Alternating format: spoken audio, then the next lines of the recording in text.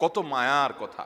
রব্বির হামহুমা, হে আমার রব, আমার মা আমার বাবা যে চলে গেছেন তাদের প্রতি আপনি একটু রহম করিয়েন আল্লাহ, আপনি একটু দয়া করিয়েন আল্লাহ।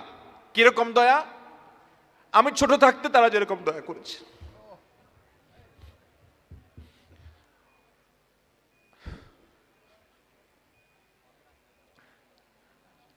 আমাদের বাবা মা বাচ্চাদের প্রতি কতটা মায়া করেন, যারা সন্তানের বাবা হয়েছেন তারা সবাই টের পান।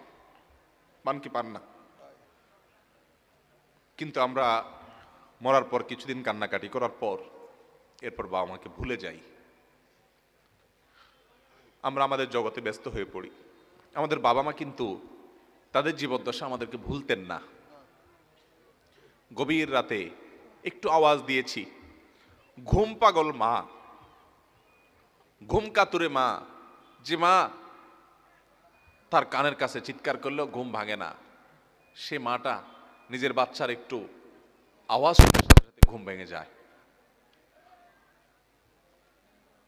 বেশিরভাগ বাবা, পৃথিবীতে বহু খারাপ মানুষ আছে ভাই, কোনো খারাপ বাবা খুব একটা নাই, হাতে গোনা দুই একটা বিচ্ছিন্ন ঘটনা ছাড়া বহু খারাপ মানুষ আছে পৃথিবীতে, কিন্তু খারাপ বাবা, সন্তানের জন্য বাবা কি না করে বলেন, কি না করে। যত বাবা দেখেছেন, আপনারা নিজেরা যারা বাবা আছেন, কোথাও ভালো কোনো খাবার যদি দেয় কেউ, আপনি যদি কোনো জায়গায় যান ভালো কোনো খাবার সার্ভ করা হয়, তো সেই খাবারটা দেখার পর যদি আপনার সন্তান থাকে, সবার আগে মনে পড়ে সন্তানের কথা। এত সুন্দর টেস্টি খাবারটা যদি আমার ছেলেটার জন্য নিয়ে যেতে পারতাম, বা মেয়েটা যদি তার সাথে শেয়ার করতে পারতাম, মনে পড়ে কি পড়ে না বলেন? কিন্তু আমরা বেশিরভাগ মানুষ বড় অত্যাচারী, বড় অবিচারী।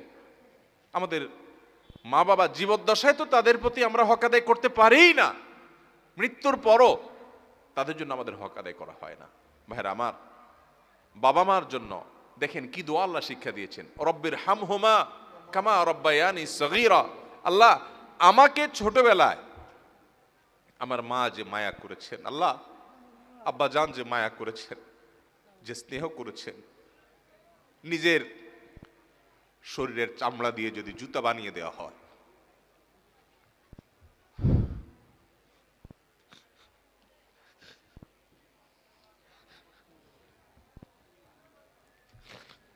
তবুও বাপ মার ঋণ কখনো শোধ করা যাবে না। আমার চামড়া দিয়ে যদি আমার বাবা মাকে আমি জুতা বানিয়ে দেই, তবুও বাবা মার ঋণ শোধ করা যাবে না।